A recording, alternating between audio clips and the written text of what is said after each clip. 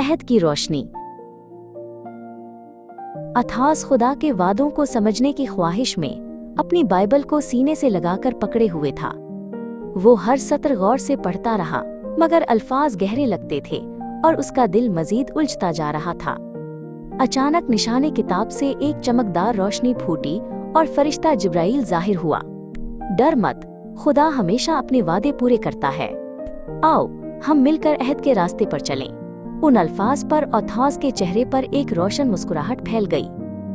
एक लम्हे में कमरा गायब हो गया और परिंदों की आवाजों से भरा एक खुशबूदार बाग उनके सामने खुल गया। ये अदन है, जिब्राइल ने नरमी से कहा। यहीं खुदा ने आदम और हव्वा को पैदा किया और उन्हें बढ़ने फलने की बरकत दी। खुदा ने उन्हें नेकी और बदी के इल्म के दरख्त का फल न खाने का हुक्म दिया। इस फर्माबरदारी के अंदर जिंदगी और बेशुमार बरकत थी।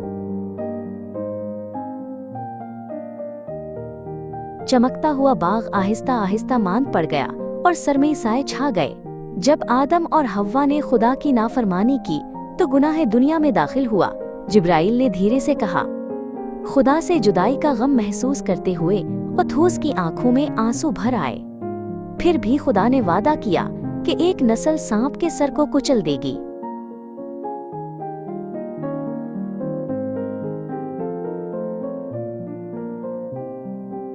एक जबरदस्त तूफान आया और बिफरते पानियों पर एक बहुत बड़ी कश्ती तीर रही थी।